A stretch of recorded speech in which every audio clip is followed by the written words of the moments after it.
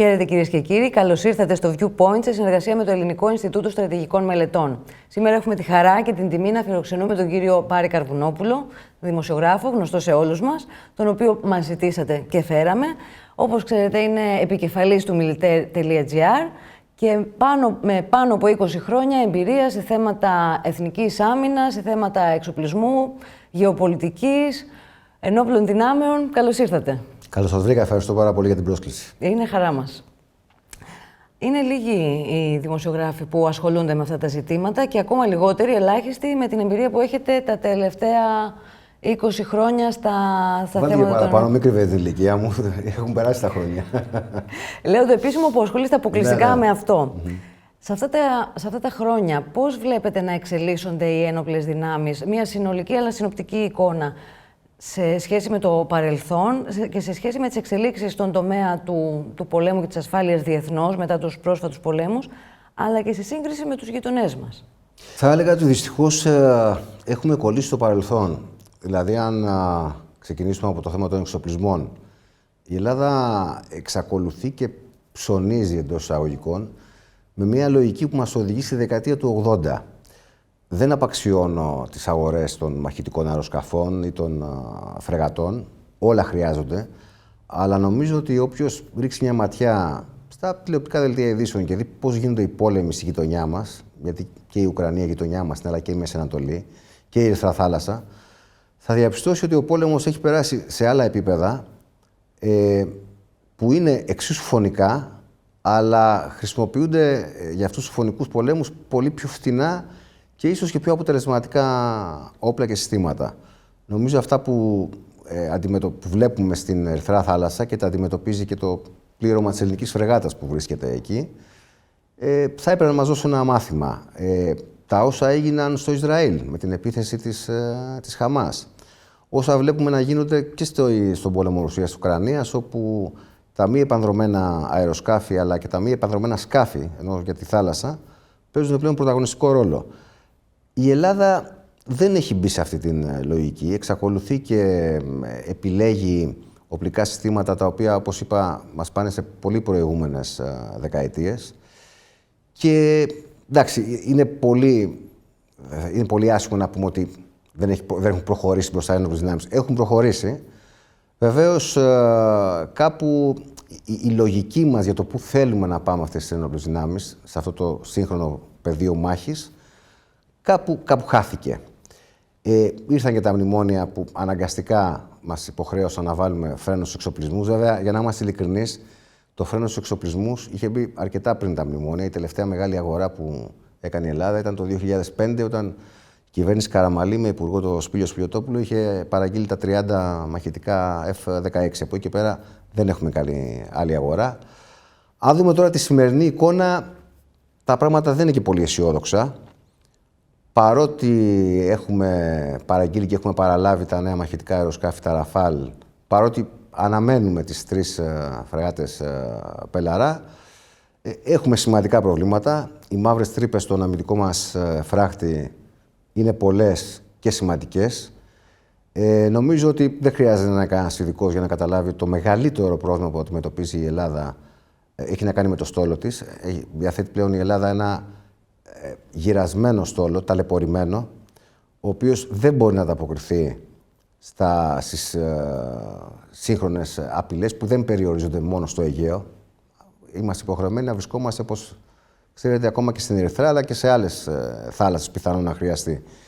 Και αυτό είναι άσχημο, γιατί η Ελλάδα ήταν πάντα κυρίαρχη στο Αιγαίο. Αυτό δεν έμπαινε στη συζήτηση. Και βλέπουμε ότι σιγά σιγά αυτό αρχίζει να αλλάζει. Η Τουρκία για πρώτη φορά στην ιστορία της έχει χτίσει ένα στόλο, ναυπηγεί δικά της καράβια. Θα πούν πολλοί ότι μπορεί να μην είναι τεχνολογικά το ίδιο με τις Μπελαρά που θα έχει σε λίγο καιρό η Ελλάδα ή με πλοία άλλων στόλων. Ωστόσο, τα παράγει εκείνη, τα ναυπηγεί η ίδια. Πλέον έχουν οπλικά συστήματα, δουλεύουν τα ραντάρ τους και βλέπουμε ότι η Τουρκία κάνει αυτό που έκανε η Ελλάδα μέχρι πριν από λίγα χρόνια. Βλέπουμε τουρκικά πλοία να πλέουν σε όλες τις θάλασσες του κόσμου και τον κύριο Ερντογάν να δηλώνει ότι η παρουσία της τουρκικής σημαίας σε όλα τα σημεία του πλανήτη θα είναι δεδομένη από εδώ και πέρα. Συνεπώς, για να μην μακρηγορώ, έχουμε μείνει λίγο πίσω. Το ότι πήραμε 24 Ραφάλ και περιμένουμε 3 Μπελαρά δεν σημαίνει ότι φτιάξαμε ένοπλες δυνάμεις. Η Ελλάδα έχει ναυτική παράδοση, όπως είπατε, και μάλιστα χιλιετιών. Η Τουρκία δεν έχει. Η Ελλάδα έχει και τις υποδομές και τα λιμάνια, έχει τη δυνατότητα να αναπτύξει υποδομές. Θεωρείτε ότι φιλόδοξες ατζέντες, όπως η Ατζέντα 2030, το ελληνικό εφοπλιστικό κεφάλαιο, η αναγκαιότητα που παρίσταται τώρα λόγω των πολέμων στην περιοχή, θα μπορούσαν να αξιοποιηθούν με κάποιο τρόπο θετικά και για την εθνική άμυνα? Το έχω κάνει πολλές φορές το ερώτημα, αλλά θα ήθελα την άποψή σας, γιατί έχετε την εμπειρία και εκ των έσω πληροφόρηση για αυτά τα θέματα. Είναι εφικτό? Όλα είναι εφικτά, απλά να υπάρχει βούληση. Να πω καταρχήν ότι η Ατζέντα 2030, την οποία επικαλείται συχνά ο κ. Δένδιας, το 2030 είναι πολύ μακριά, έτσι όπως έχει κατάσταση. Το 2030 θα έχουν τελειώσει όλα σε ό,τι αφορά το Αιγαίο. Το πώς θα έχουν τελειώσει δεν ξέρω, δεν κάνω προβλέψεις, αλλά εν πάση περιπτώσει οι ελληνικές ενόπλες δυνάμεις χρειάζονται βοήθεια άμεσα. Ο ελληνικός στόλος χρειάζεται βοήθεια άμεσα. Υπάρχουν λύσεις, μπορούν να δοθούν λύσεις. Δεν είναι ανάγκη να περιμένουμε 3 Μπελαρά και να μείνουμε εκεί. Θα έπρεπε ήδη να έχουν γίνει κάποιες κινήσεις, να εξεταστούν κάποιες προτάσεις, ακόμα και για πλοία μεταχειρισμένα, και για να μην παρεξηγηθώ, δεν αναφέρομαι σε αμερικάνικες φρεγάτες. Υπήρχαν προτάσεις και από την Ολλανδία και από αλλού που θα μπορούσαν να ενισχύσουν το ελληνικό πολεμικό ναυτικό. Να κάνω μια παρένθεση εδώ και να πω ότι το νούμερο 1 πρόβλημα των ελληνικών ενόπλων δυνάμεων και ειδικά του πολεμικού ναυτικού αυτή την περίοδο έχει να κάνει με το έμψυχο δυναμικό του. Έχουμε πάρα πολλές παραιτήσεις. Πιθανόν να συζητήσουμε τους λόγους που έχουν οδηγήσει σε αυτό το φαινόμενο. Και πρώτα απ' όλα θα πρέπει να διαφυλάξουμε αυτό που είπατε, την αυτοσύνη μας. Γιατί όταν σου φεύγουν έμπειρα στελέχη, έμπειροι ναυτικοί, είναι πολύ δύσκολο να το αντικαταστήσεις αυτό το έλλειμμα. Συνεπώς, θα πρέπει να ασχοληθούμε πρώτα με το έμψυχο δυναμικό. Δεύτερον, τι άμεσες λύσεις υπάρχουν ώστε μέχρι το 2030 να μπορούμε να αντιμετωπίσουμε τις ορατές απειλές που έχουμε. Και ασφαλώς θα μπορούσε να δοθεί βοήθεια. Αναφέρεται το εφοπλιστικό κεφάλαιο. Εγώ γίνομαι ορισμένες φορές πολύ δυσάρεστος και πολύ κακός, αν και ο πατέρας μου ήταν ναυτικός και δεν έχω λόγο, δεν έχω κάτι με τους εφοπλιστές, αλλά δεν τους νιώθω κάπου. Αντιθέτως, έχουμε στείλει μια φρεγάτα, υποτίθεται, για να προστατεύει τα ελληνικά πλοία που περνάνε από την Ερυθρά Θάλασσα. Πρέπει να σας πω ότι πέρασαν πάρα πολλοί μήνες για να περάσει ένα πλοίο που είχε ελληνική σημαία. Όλα τα άλλα ήταν ελληνόκτητα. Αυτό κάτι δείχνει, έτσι. Οι Έλληνες εφοπλιστές θα μπορούσαν να είχαν βοηθήσει πάρα πολύ τις ενόπλες δυνάμεις με έμεσο τρόπο, και εννοώ ότι θα μπορούσαν να είχαν εμφανιστεί 5-10 εφοπλιστές και να έχουν δώσει λύση σε αυτό το μαρτύριο των ναυπηγείων. Αναφέρομαι και στο Σκαραμαγκά και στην Ελευσίνα. Ξέρω ότι η κυβέρνηση λέει ότι έχουν σωθεί και τα 2 ναυπηγεία. Εγώ δεν έχω ακούσει να υπάρχει έτσι μια χειροπιαστή σωτηρία και για τα 2 ναυπηγεία. Το Σκαραμαγκά ακόμα είναι σε μια κατάσταση λίγο περίεργη. Η Ελευσίνα φτιάχνει κάποια πλοία, αλλά δεν έχει μπει σε μια καλή λειτουργία. Και αναφέρομαι στα ναυπηγεία, γιατί θα πούν τι σχέση έχουν με την άμυνα. Αυτά τα ναυπηγεία ναυπηγούσαν και πολεμικά πλοία για την Ελλάδα. Άρα θα έπρεπε εδώ και πολλά χρόνια να έχουν ξαναπάρει μπροστά και να παράγουν και να στηρίζουν τον ελληνικό στόλο. Είναι τα ναυπηγεία του Σκαραμαγκά, που τελείωσαν τα υποβρύχια 2-14, τα οποία τα παράτησαν στη μέση Γερμανία και σκόθηκαν και έφυγαν, όταν είχαν εισπράξει το 80% του τιμήματος. Και οι εργαζόμενοι των ναυπηγείων Σκαραμαγκά κατόρθωσαν και τα ίσιωσαν, τα έφτιαξαν, και σήμερα υπερεφανευόμαστε ότι έχουμε ένα πλεονέκτημα στο Αιγαίο με αυτά τα υποβρύχια. Πλεονέκτημα πολύ σύντομα βέβαια το χάνουμε, καθώς η Τουρκία έχει αρχίσει να παραλαμβάνει τα ίδια υποβρύχια, τα οποία οι Γερμανοί έφτιαξαν για την Τουρκία, αφού είχαν εισπράξει τα δικά μας δισεκατομμύρια. Συγγνώμη που σας πήρα μονότερμα, αλλά το αναφέρει άλλο. Καθόλου κανένα πρόβλημα. Ναι. Προλογίσατε και ένα από τα ερωτήματα που ήταν το θέμα του έμψυχου δυναμικού, που, όπως λέτε κι εσείς, δεν είναι μόνο οι εξοπλισμοί, είναι το έμψυχο δυναμικό αυτό που αποτελεί κορμό της άμυνας. Αλλά πέρα από το έμψυχο δυναμικό στις ένοπλες δυνάμεις, υπάρχει και το προσωπικό των ναυπηγείων, που έχει μια εμπειρία αναντικατάστατη, αν δεν κάνω λάθος. Βεβαίως. Μπορείτε να μας περιγράψετε ποια είναι η κατάσταση σήμερα και στα 2 αυτά πεδία, και ποια είναι η λύση που απαιτείται να δοθεί ώστε να μην διαρρέει από εκεί, ας πούμε, μέρος της ασφάλειας. Να μην χάνουμε ανθρώπους που γνωρίζουν την άμυνα και που μπορούν να την επαναφέρουν στα επίπεδα που απαιτείται. Νομίζω ότι το έμπειρο προσωπικό των ναυπηγείων έχει ήδη αποχωρήσει με διάφορες εθελουσίες, δεν ξέρω πώς ακριβώς έγιναν οι διαδικασίες εκεί. Έχει αποχωρήσει. Τα ναυπηγεία Σκαραμαγκά, εγώ δεν τα ακούω πουθενά. Νομίζω ότι είναι ανενεργά. Αν και έχει αναλάβει ο κύριος, τα έχει αγοράσει υποτίθεται ο κύριος Προκοπίου, αλλά ακόμα δεν έχουν πάρει μπροστά. Υπάρχουν κάποιες εκκρεμότητες δικαστικές, δεν τα ξέρω καλά αυτά τα θέματα, αλλά ξέρετε κάτι, θα πρέπει κάποια στιγμή όλα αυτά να τα βάλουμε λίγο στην άκρη και να τρέξουμε λίγο τις διαδικασίες, όποιες και αν είναι αυτές, γιατί όπως σας είπα, δεν μπορούμε να περιμένουμε ούτε το 2025 ούτε το 2030. Τα ναυπηγεία θα πρέπει να έχουν πάρει μπροστά και η Ελευσίνα και ο Σκαραμαγκάς εδώ και πάρα πολλά χρόνια και να έχουν βρει προσωπικό, αν χρειάζονται προσωπικό, και να έχουν μπει βαθιά και στο χώρο της άμυνας. Δεν νοείται η Τουρκία, μια χώρα η οποία, όπως είπατε, δεν είχε ναυτική ιστορία, να έχει ναυπηγεία που ναυπηγούν πολεμικά πλοία και εμείς να μην το κάνουμε. Δηλαδή, είναι αδιανόητο και μόνο που το συζητάμε. Το θέμα του έμψυχου δυναμικού των ενόπλων δυνάμεων και στα τρία σώματα. Ναι.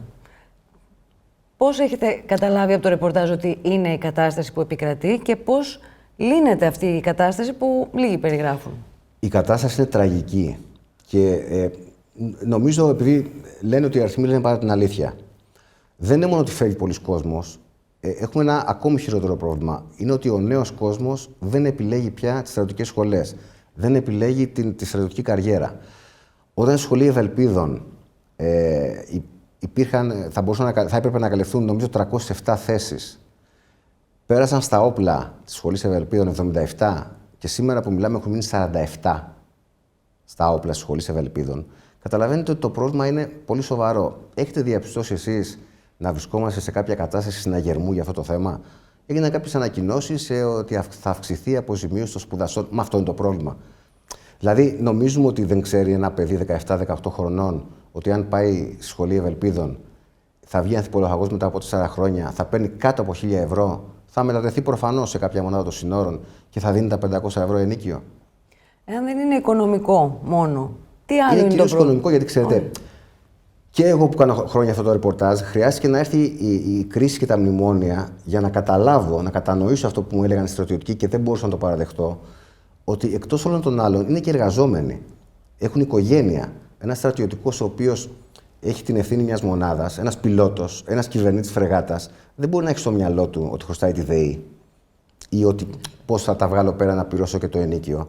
Αυτά σε όλες τις άλλες πολιτισμένες χώρες, τις οποίες επικαλούμαστε συχνά τις Δύσεις, είναι λιμένα για τους στρατιωτικούς. Άρα λοιπόν, το πρώτο είναι το οικονομικό. Δεν είναι όμως μόνο το οικονομικό. Το οικονομικό έφερε ένα μεγάλο κύμα παραιτήσεων, το οποίο εξελίσσεται εδώ και πολλά χρόνια, αλλά τα τελευταία χρόνια έχει ξεφύγει από κάθε όριο και έλεγχο. Και οι παραιτήσεις έφεραν τεράστιες ελλείψεις προσωπικού, οι οποίες με τη σειρά τους έφεραν φοβερή υπερφόρτωση εργασίας σε όλους στα στελέχη των ενόπλων δυνάμεων και στο προσωπικό. Ας μην πούμε τώρα νούμερα και βρεθούμε σε κανένα εισαγγελέα, αλλά μια φρεγάτα που θα έπρεπε να έχει ένα α αριθμό πληρώματος έχει έναν β αριθμό πληρώματος, πολύ χαμηλότερο, αλλά πάει η αποστολή. Αυτό σημαίνει ότι κάθε στέλεχος της φρεγάτας έχει 1 και 2 και 3 και 4 καθήκοντα. Με αποτέλεσμα κάποιοι να μην αντέχουν και να επιλέγουν το δρόμο της παραίτησης. Και αυτό όσο πάει και διωγγώνεται.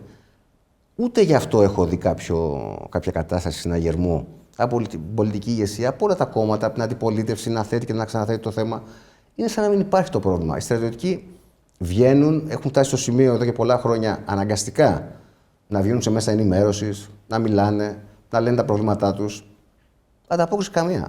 Η λύση που ζητάνε ή που προτείνουν οι στρατιωτικοί αυτοί, ειδικά οι πιο έμπειροι, αλλά και εσείς από την εμπειρία σας έχοντας μιλήσει με πολλούς, ποια είναι?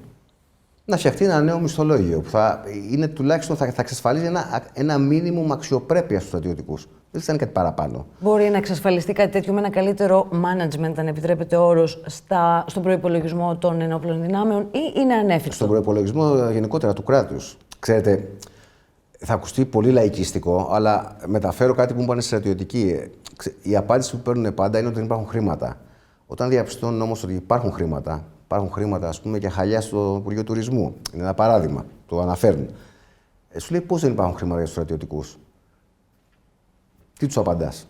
Θεωρείτε ότι αντιλαμβάνεται η κοινωνία τη σημαντικότητα και ότι έχει ψυχολογικά τη στήριξη που χρειάζεται ένας αξιωματικός των ενόπλων δυνάμεων, ή υπάρχουν ακόμα κατάλοιπα του παρελθόντος που δημιουργούν ένα χάσμα ανάμεσα στην κοινωνία και στους αξιωματικούς?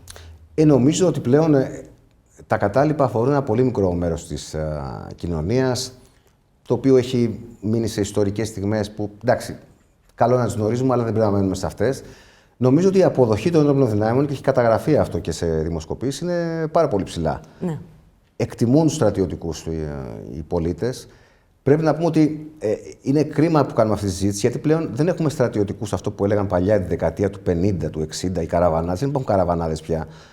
Θα διαπιστώσετε ότι οι αξιωματικοί των ενεργών ενόπλων δυνάμεων έχουν πολλά πτυχία, έχουν πολλά εφόδια, επιστημονικές γνώσεις. Και αυτό βέβαια κάποια στιγμή τους δημιουργεί και τον πειρασμό να φύγουν από τις ενόπλες δυνάμεις, γιατί σου λέει: κάθομαι εδώ, δεν τα βγάζω πέρα. Η οικογένειά μου διαλύεται, γιατί έχουμε και τέτοια προβλήματα. Τα διαζύγια στις στρατιωτικές οικογένειες είναι σε πολύ μεγάλο ποσοστό, έτσι. Συνεπώς, είναι κρίμα να έχουμε τέτοια στελέχη και να μην τους δείχνουμε ότι πραγματικά αναγνωρίζουμε και την προσφορά τους και το τι μπορεί να κάνουν για τις ενόπλες δυνάμεις και όχι μόνο για τις ενόπλες δυνάμεις. Πάμε τώρα, αν θέλετε, σε θέματα επικαιρότητας. Διαβάσαμε στο Μιλιτέρ, ο Ερντογάν πήγε στους BRICS και ο Biden κάλεσε τον Χριστοδουλίδη στο Λευκό Οίκο. Ναι. Πώς ερμηνεύεται ότι στην εκπνοή της θητείας του Biden και 28 χρόνια μετά. Θυμήθηκε τον κύριο Χριστοδουλίδη. Θυμήθηκε τον κύριο Χριστοδουλίδη περίπου την ίδια ώρα που στο State Department φωνάζανε τον Έλληνα και τον Τούρκο πρέσβη να συζητήσουν επί του θέματος των ελληνοτουρκικών. Πώς το ερμηνεύεται όλο αυτό ως γεγονός? Κοιτάξτε, είναι κάτι που δεν ευχαριστεί κανένα μας, αλλά δυστυχώς στην περιοχή της εξελίξης της καθορίζει ο κ. Ερντογάν. Βλέπετε, πήγε στους BRICS και ξαφνικά ήρθε μια πρόσκληση για τον κύριο Χριστοδουλίδη, τον Κύπριο πρόεδρο, από το πουθενά.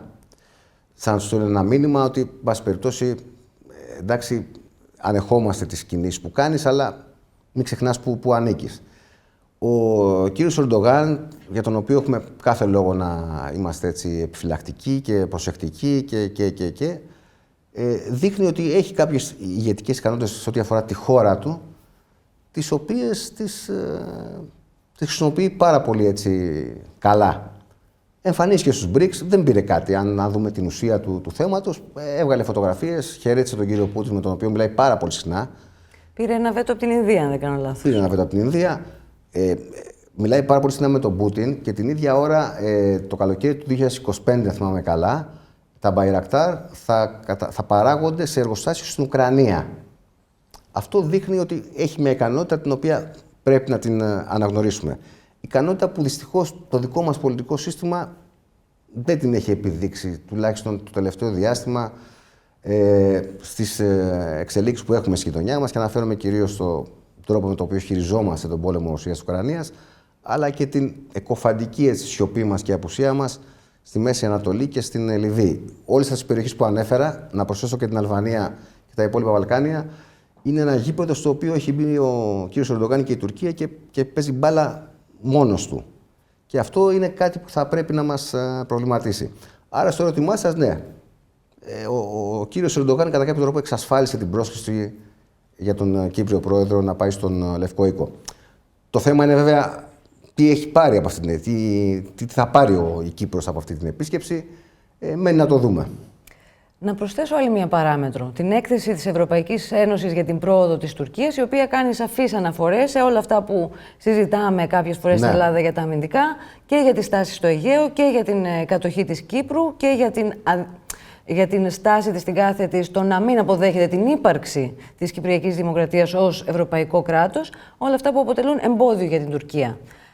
Μαζί με όλα αυτά που είπαμε πριν ως γεγονότα των τελευταίων ημερών και αυτή την έκθεση, η ευκαιρία που μας παρουσιάζεται, πώς αξιοποιείται, θεωρείτε? Και πώς μπορεί να αξιοποιηθεί, να προσθέσω?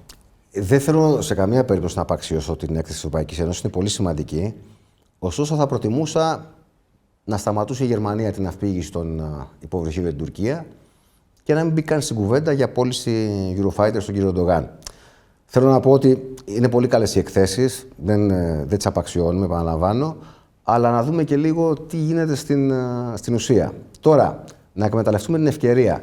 Δεν ξέρω αν έχουμε τη διάθεση να εκμεταλλευτούμε ευκαιρίες που μας δίδονται για τα ελληνοτουρκικά. ειδικά μετά από την διακήρυξη των Αθηνών, και δεν είναι κάτι που το λέω εγώ, το λένε πολύ πιο ειδικοί από μένα, το λέει ο κύριος Μάζης, το λένε άλλοι πολύ έμπειροι αναλυτές και καθηγητές. Κατά κάποιο τρόπο εμφανιζόμαστε σαν να έχουν δώσει ένα συγχωροχάρτη στην Τουρκία. Δεν είμαστε αυτοί που θέτουμε θέματα για την Τουρκία. Η συμπεριφορά της Τουρκίας, ειδικά μετά από τη διακήρυξη των Αθηνών, είναι προβληματική. Μπορεί να πανηγυρίζουμε για το ότι έχουν μηδενιστεί οι παραβιάσεις στον εναέριο χώρο του Αιγαίου, αλλά αυτό, ξέρετε, μπορεί να βολεύει και λίγο την Τουρκία. Γιατί έχει το γνωστό πρόβλημα με την Αμερική και έχουν παρουσιαστεί κάποια προβλήματα στην τεχνική υποστήριξη των μαχητικών της αεροσκαφών. Άρα της είναι πολύ βολικό να μην ξοδεύει ώρες για τα αεροσκάφη της να πετάνε στο Αιγαίο. Αν δούμε τους αριθμούς, και επικαλούμε τους αριθμούς του ΓΕΘΑ, δεν επικαλούμε κάτι μυστικό, τις παραβιάσεις που γίνονται στα χωρικά ύδατα, τη χρονιά που διανύουμε, πάμε για νέο ρεκόρ. Νομίζω πριν από κάποιες μέρες είχα δει, ήταν κοντά στις 1.700. Και δεν προσμετρώ σε αυτόν τον αριθμό το τι κάνει ο τουρκικός αλλιευτικός στόλος. Αναφέρομαι μόνο στο τουρκικό πολεμικό ναυτικό και στην τουρκική ακτοφυλακή. Δεν βλέπω να φωνάζουμε ή να κάνουμε φασαρία ή να θέτουμε κάποιο θέμα.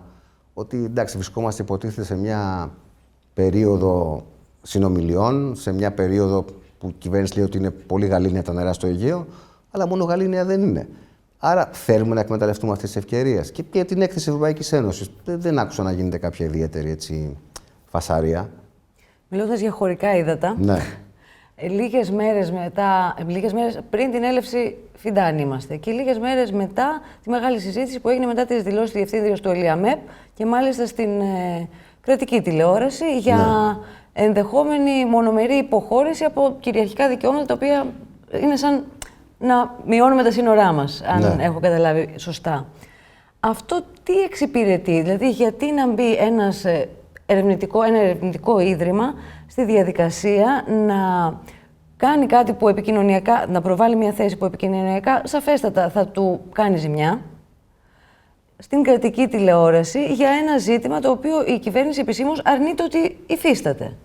Τι εξυπηρετεί αυτό? Ναι, η αλήθεια είναι το ΕΛΙΑΜΕΠ. Δεν τους ξέρω τους ανθρώπους και δεν θέλω προς Θεού να μιλήσω άσχημα για ό,τι κάνουν. Προφανώς έχουν κάποιες απόψεις οι οποίες είναι σεβαστές. Κατά καιρούς, πάντα οι απόψεις τους είναι, θα έλεγα, να το πω έτσι, πιο χαλαρές από αυτό που έχει συνηθίσει να ακούει η ελληνική κοινή γνώμη. Γιατί πρέπει να σας πω ότι για πάρα πολλά χρόνια και εμείς δημοσιογράφοι και εγώ ίδιος, δεν ξέρω τον εαυτό μου, από άγνοια παίζαμε κάπου το παιχνίδι της Τουρκίας. Τι εννοώ? Αν ρωτήσετε έναν μέσο πολίτη, του δείξετε το χάρτη του Αιγαίου, θα σας πει ότι ό,τι βλέπει μπλε είναι ελληνικό.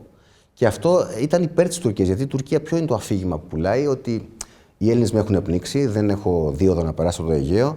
Η Τουρκία μπορεί να περάσει όπου θέλει από το Αιγαίο, από τα διεθνή ύδατα εννοώ, ακόμα και αν κάνουμε 12 ναυτικά μίλια. Συνεπώς, όλο αυτό είναι ένα παραμύθι τουρκικό, το οποίο εμείς το τροφοδοτούσαμε.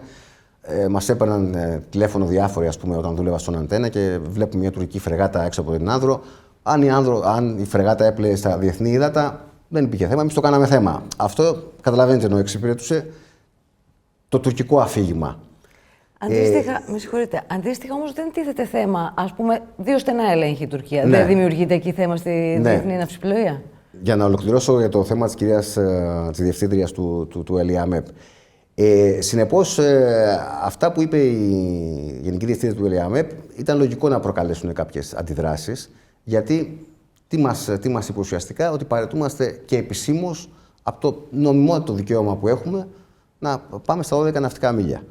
Είπε ότι μπορούμε να κάνουμε 8, 9. Μια τέτοια πρόταση είχε τολμήσει να πει σε μια συνέντευξή του ο Σπύλιος Φιωτόπουλος, Υπουργός Εθνικής Άμυνας, και είχε μιλήσει για 10 ναυτικά μίλια ο άνθρωπος τότε και είχαν πέσει να το φάνε το 2005. Τώρα έχουμε τα 8-9 μίλια, τα οποία εντάξει, όλοι το έχουμε ερμηνεύσει ότι έπεσε ως πρόταση για να δούμε τι αντιδράσεις θα υπάρχουν. Υπήρξαν αντιδράσεις, δεν ξανακούστηκε. Η κυβέρνηση προφανώς διαψεύδει ότι δεν συζητάμε τίποτα από όλα αυτά τα θέματα. Πάντως κάτι συζητάμε. Και λέω κάτι συζητάμε, δεν θέλω να πω ότι κάτι έχουμε συμφωνήσει, γιατί τα γεγονότα αυτό μας δείχνουν. Δηλαδή, όταν βλέπουμε τουρκικά αλλιευτικά να ψαρεύουν έξω από το Καψάλι στα Κύθυρα και δεν κουνιέται φύλλο, κάτι έχει αλλάξει. Δεν λέω ότι κάτι έχει συμφωνηθεί, προς Θεού, γιατί δεν το ξέρω αν έχει συμφωνηθεί, αλλά κάτι έχουμε αλλάξει εμείς στην πολιτική μας. Τι εκτιμάτε ότι έχει αλλάξει? Τι εκτιμώ? Νομίζω ότι η Ελλάδα, το ελληνικό πολιτικό σύστημα, δεν βάζω μόνο την κυβέρνηση, γιατί από όσο θα έχετε παρατηρήσει, δεν υπάρχει καμιά φασαρία από την αντιπολίτευση για όσα γίνονται στα ελληνοτουρκικά. Δεν θέλει σε καμία περίπτωση να ζήσει μια κλιμάκωση με την Τουρκία. Δεν ξέρω από πού έχει προκληθεί αυτή η φοβικότητα και αυτή η φοβία. Πάντως νομίζω ότι έχει κυριαρχήσει στο πολιτικό μας σύστημα και είναι και λίγο ακατανόητη, γιατί εγώ όσα χρόνια παρακολουθώ αυτό το ρεπορτάζ, δεν νομίζω ότι η Τουρκία έχει, ειδικά την περίοδο του Ερντογάν, πριν με τους κεμαλιστές, μπορεί να ήταν διαφορετικά τα πράγματα, αλλά η Ερντογάν δεν νομίζω ότι η νούμερο ένα επιλογή του είναι να μας πάει σε πόλεμο. Εδώ μιλάμε πολύ συχνά, πολύ εύκολα για πόλεμο. Έχετε ακούσει το ερώτημα σε όποιον διαφωνεί με αυτά που γίνονται στα λειτουργικά, σου λέει και τι θες να κάνουμε πόλεμο. Για να φτάσουν δύο χώρες σε πόλεμο, υπάρχει ένας πολύ μακρύς δρόμος. Εμείς αρνούμαστε να κάνουμε ακόμα και το πρώτο βήμα σε αυτό το δρόμο, που είναι να εκπέμπουμε διαρκώς ένα ισχυρό μήνυμα αποτροπής. Αυτό το κάναμε για πάρα πολλά χρόνια και έχει αποτέλεσμα. Και έχει αποτέλεσμα ακόμα και το καλοκαίρι του 2020, που ήταν η κυβέρνηση Μητσοτάκη. Όταν ο τουρκικός στόλος βγήκε στο Αιγαίο, ο γυρασμένος και ταλαιπωρημένος ελληνικός στόλος, που σας είπα πριν, κατόρθωσε και ήταν εκεί που έπρεπε, όταν έπρεπε. Και τι έγινε? Οι Τούρκοι μάζεψαν το στόλο τους. Τι κάναμε εμείς? Στις επόμενες κρίσεις αποστρατεύσαμε τον Άβαθο Λιμπέρη, που ήταν αρχηγός στόλου.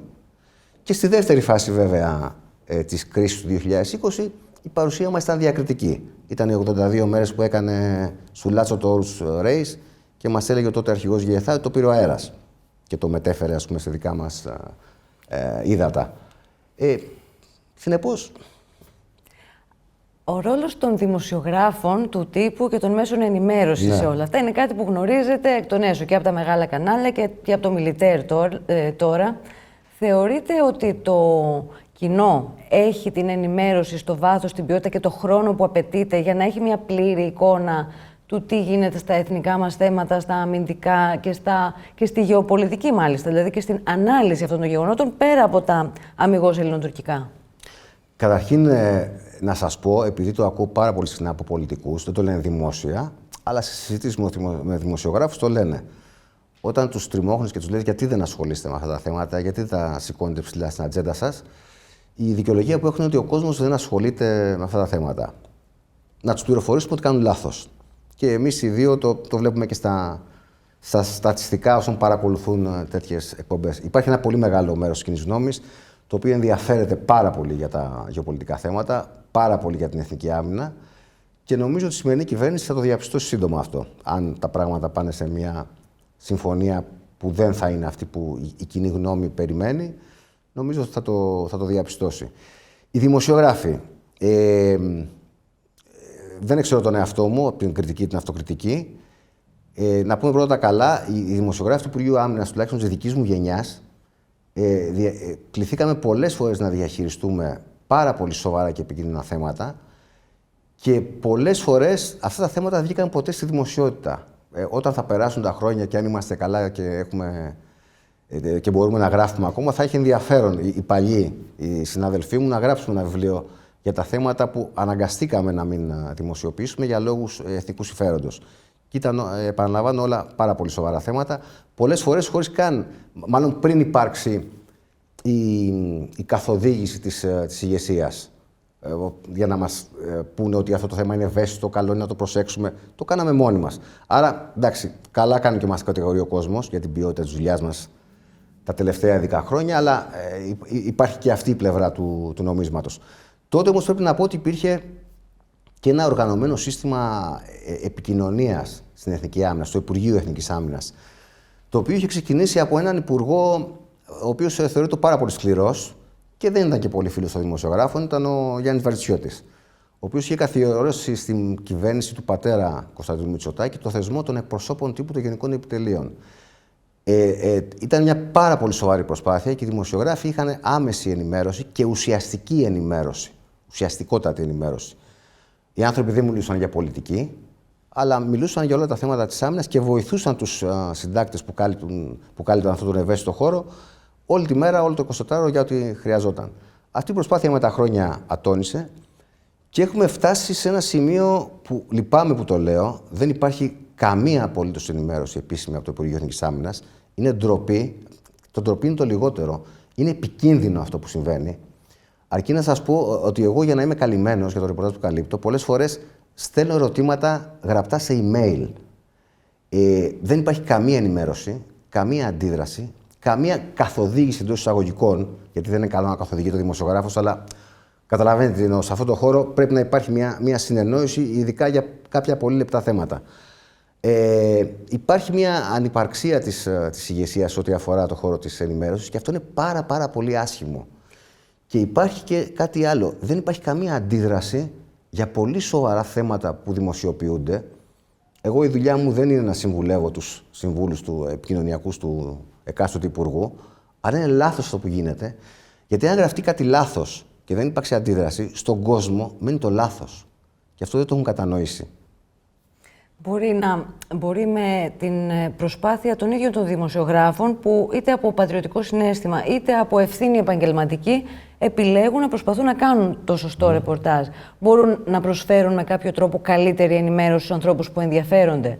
Και οι άνθρωποι όντως ενδιαφέρονται, είναι πολύ συγκεκριμένο το κοινό που ενδιαφέρεται και θα παραμείνει αυτό το συγκεκριμένο εξειδικευμένο κοινό. Νομίζω ότι όλος ο κόσμος. Υπάρχει ένα πολύ εξειδικευμένο κοινό το οποίο ενδιαφέρεται για στρατιωτικά θέματα, αλλά το θέμα της άμυνας στην Ελλάδα ενδιαφέρει όλη την κοινωνία. Κάποιους ενδιαφέρει τι πληρώνουμε για την άμυνα.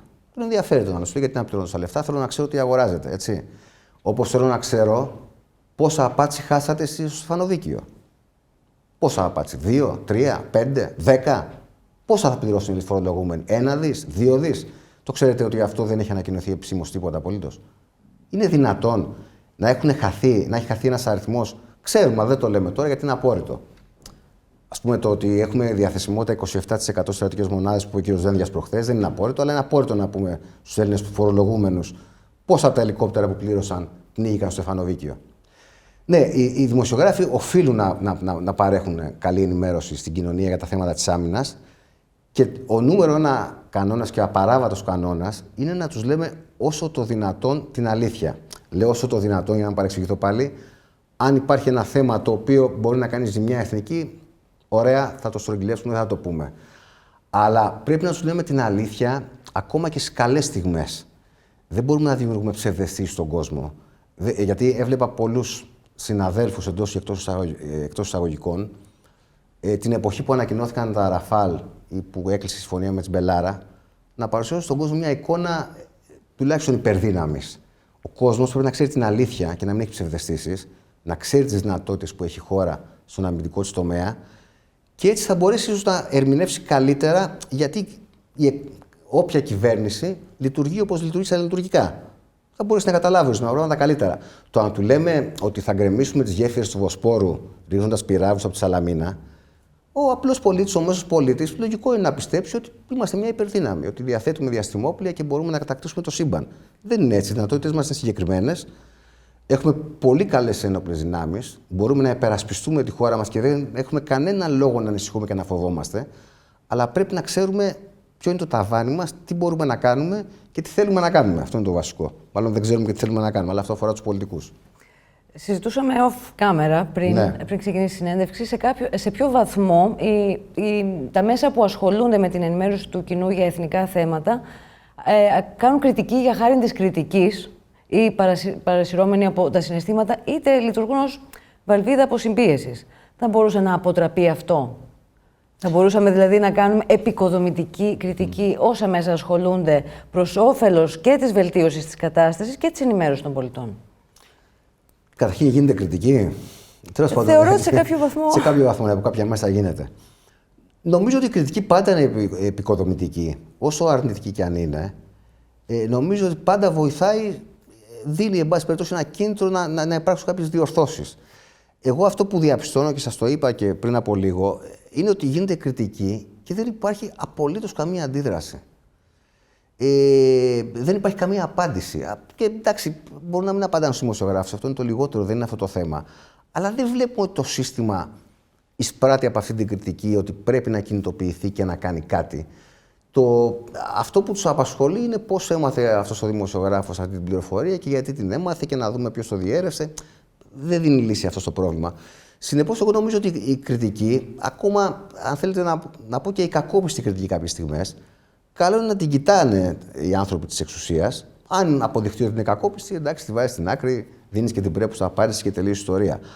Αλλά εγώ αυτό που βιώνω τα 8 χρόνια που έχω το Μιλιτέρ και ασκώ μια κριτική χωρίς να έχω κανέναν από πάνω μου, διευθυντή εννοεί συντάκτη, δεν βλέπω να υπάρχει κάποια αντίδραση. Θα με τους απασχολεί. Ή για να το πω αλλιώς, έχει κυριαρχήσει, ξέρετε, μια άποψη ότι ό,τι δεν παίζουν τα λεγόμενα συστημικά μέσα δεν είναι θέμα. Θα επαναλάβω ότι η δουλειά μας εμάς δεν είναι να δίνουμε συμβουλές στους επικοινωνιολόγους, αλλά κάνουν λάθος πλέον. Έχει αλλάξει η εποχή. Θεωρείτε ότι αυτό που κάνετε, η ενημέρωση, είναι μέρος της άμυνας? Αποτελεί μέρος της άμυνας? Δηλαδή, το τι πιστεύει η κοινή γνώμη, το τι αισθάνεται η κοινή γνώμη, το πατριωτικό συναίσθημα, να το πω, το θάρρος της κοινωνίας μπορεί να αλλάξει μια ισορροπία σε περίπτωση σύγκρουσης, όχι απαραίτητα πολεμικής, αλλά σε περιπτώσεις όπως το Ulls Race. Νομίζω ότι βλέπουμε σε πολύ μεγάλους στρατούς και σύγχρονους, στον Αμερικάνικο στρατό, πώς χρησιμοποιούν την ενημέρωση. Εντάξει, εμάς δεν μας άρεσε αυτό το μοντέλο των ενσωματωμένων, δεν μιλάω για ενσωμάτωση των δημοσιογράφων, αλλά επειδή εμείς το ζήσαμε σε άλλες εποχές, τώρα δεν θα πω κυβερνήσεις και υπουργούς, δεν χρειάζεται, που εμείς οι ρεπόρτερ του Υπουργείου Άμυνας χρησιμοποιηθήκαμε από την ηγεσία για τέτοιους σκοπούς, έτσι, σε περιπτώσεις δύσκολες με την Τουρκία, το να δημιουργήσει ένα κλίμα. Να σου πω ένα παράδειγμα. Κάθε χρόνο στα Ήμια, μία από τις συζητήσεις που γίνεται είναι γιατί ένας συνάδελφος που ήταν εδώ στο Sky, ο Δήμος Βερίκιος, να πούμε και το όνομά του, τον κατηγορούν, ας πούμε, γιατί μετέδιδε τον απόπλητο Σόλο από τη Σαλαμίνα. Καταρχήν δεν τον μετέδιδε ο Δήμος, ήταν ο Δημήτρης Σταυρόπουλος, αλλά ο Δήμος το έχει χρεωθεί. Κανένας δεν έχει σκεφτεί ότι μπορεί η χώρα εκείνη τη μέρα να ήθελε να δείξει ότι βγάζει το στόλο στο Αιγαίο. Δεν το έχει σκεφτεί κανένας. Γιατί αυτή η μετάδοση έγινε με άδεια από τον Μακαρίτη, τον Γεράσιμο Αρσένη. Η Ελλάδα μπορεί να ήθελε να δείξει ότι, κοιτάξτε να δείτε, βγάζει το στόλο έξω. Σας έφερα ένα παράδειγμα το πώς μπορεί να χρησιμοποιηθεί η ενημέρωση για να κάνει μια κυβέρνηση, μια πολιτική, στρατιωτική ηγεσία του Υπουργείου Άμυνας κάποιο παιχνίδι. Έχει τύχει πολλές φορές να χρησιμοποιηθούμε, να μας πούνε γράφτε αυτό για να υπάρξει αντίδραση απέναντι. Πολλοί κόσμος δικαιολογημένα θα μας κατηγορήσει ότι εντάξει, σας λένε ότι γράφετε. Δεν είναι έτσι. Είναι ένας πολύ ιδιαίτερος χώρος η εθνική άμυνα που ελύσεσαι όταν πιστείς ότι αυτό που κάνεις έχει να κάνει με το κοινό καλό. Με την εθνική άμυνα που είπατε. Και, εν πάση περιπτώσει, δεν καταστρέφεις κάποιον άνθρωπο. Συμμετέχεις σε έναν μηχανισμό, κάποιες φορές εν γνώση σου, κάποιες φορές όχι, που βοηθάς τη χώρα σου. Ναι, από αυτή την άποψη λοιπόν η ενημέρωση μπορεί να χρησιμοποιηθεί και πρέπει να χρησιμοποιηθεί στον χώρο της εθνικής άμυνας, από την ηγεσία της εθνικής άμυνας. Να επαναλάβω ότι δεν γίνεται. Η περίπτωση της υβριδικής εισβολής του 2020 στις Καστανιές στον Εύρο, ναι, ήταν μια τέτοια περίπτωση? Θα μπορούσε δηλαδή να αλλάξει η ροή της ιστορίας, ή μήπως άλλαξε προς το καλύτερο η ροή της ιστορίας από την κινητοποίηση που είχαν όχι μόνο τα μέσα ενημέρωσης, αλλά και πλατφόρμες όπως το Facebook, που οι πολίτες απλά συμμετείχαν μαζικά διαδίδοντας αυτό το γεγονός? Ναι, νομίζω ότι ήταν μια στιγμή που δείξαμε ότι υπάρχουν αντανακλαστικά και στην κοινωνία. Απαντάει η και σε αυτό που είπατε πριν, που ρωτήσατε πριν, αν ενδιαφέρεται ο κόσμος. Βεβαίως και ενδιαφέρεται και σε κάθε δύσκολη στιγμή, όπως ήταν εκείνη η στιγμή, ενδιαφέρθηκε. Και έγιναν. Εγώ δεν είμαι αυτής της άποψης, ξέρετε, παρουσιάστηκε μετά περίπου το έπος 40. Δεν είναι το έπος 40, ήταν το αυτονόητο που έγινε και ήταν ένα πολύ καλό μήνυμα ότι η Ελλάδα, εν πάση περιπτώσει, έχει κάποιες κόκκινες γραμμές και βάζει κάποια όρια. Και νομίζω ότι οποιαδήποτε κυβέρνηση κι αν ήταν, την ίδια αντίδραση θα είχε. Γιατί έχουμε και αυτό το πρόβλημα. Τώρα ο καθένας κρατάει ένα μετρητή πατριωτισμού και μετράει τον άλλον. Εγώ θεωρώ εκ των πραγμάτων ότι όλοι είμαστε πατριώτες. Μπορεί να έχουμε διαφορετικές απόψεις, αλλά όλοι προφανώς θέλουμε το καλό αυτής της χώρας. Ναι, νομίζω ότι τότε φάνηκε ότι έχουμε σιγμό ακόμα ως κράτος, ως έθνος. Είναι μια λέξη που έτσι αποφεύγουμε να τη λέμε τώρα τελευταία. Μάλλον τα τελευταία πολλά χρόνια, όχι τώρα τελευταία. Θα ήθελα να κλείσουμε αυτή τη συνέντευξη ως εξής. Ο τρόπος που συστήνεστε στο κοινό ως Μιλιτέρ είναι πάρα πολύ ενδιαφέρον και άμεσος. Διαβάζουμε. Ο πυρήνας της θεματολογίας παραμένει ο χώρος της άμυνας, μόνο που άμυνα δεν είναι μόνο τα οπλικά συστήματα, είναι πρώτα και πάνω απ' όλα τα στελέχη και το προσωπικό των ενόπλων δυνάμεων, οι ακρίτες και τα παιδιά μας, ο δάσκαλος και ο γιατρός, τα σχολεία και οι υποδομές υγείας, η οικονομία, η πρωτογενής παραγωγή, η αμυντική βιομηχανία και η παιδεία με κεφαλαίο π. Το συνειδητοποιούμε αυτό ως κοινωνία? Τι είναι η παιδεία με κεφαλαίο π, πώς είναι άμυνα η παιδεία και όλα αυτά? Παιδεία είναι να ξέρεις την ιστορία σου καταρχήν. Τα παιδιά μας την ξέρουν την ιστορία μας? Ένα ερώτημα. Και άμυνα είναι, στο Καστελόριζο, ξέρετε, κάθε πρωί που ξυπνάνε, βλέπουν απέναντι στην τουρκική ακτή ένα νοσοκομείο. Αν ένας πατέρας χτυπήσει το παιδί του και το πάει απέναντι, που είναι 10 λεπτά δρόμος, θα το κατηγορήσουμε? Δεν είναι άμυνα. Αυτό. Θα μπορούσατε να μας πείτε ένα αισιόδοξο μήνυμα, μια θετική επίγευση, γιατί σίγουρα στόχος δεν είναι να απογοητεύσουμε, αλλά να ενημερώσουμε. Ας κλείσουμε η Ελλάδα ποτέ δεν πεθαίνει. Και ο Θεός της Ελλάδος είναι μεγάλος. Ευχαριστούμε πάρα πολύ για την παρουσία σας να είστε καλά. Και για τα φώτα σας. Ευχαριστώ πολύ. Κυρίες και κύριοι, ευχαριστούμε πάρα πολύ για τον χρόνο και την προσοχή σας. Εάν θέλετε να στηρίξετε το ΕΛΙΣΜΕ, μπορείτε να το κάνετε με την εγγραφή και τη συνδρομή σας. Οδηγίες γι' αυτό θα βρείτε στην ιστοσελίδα του Ινστιτούτου και στην περιγραφή. Εάν θέλετε να στηρίξετε το κανάλι μας, κάντε εγγραφή, αφήστε το σχόλιο σας και μοιραστείτε το περιεχόμενό μας. Ευχαριστούμε για τον χρόνο σας. Να είστε καλά.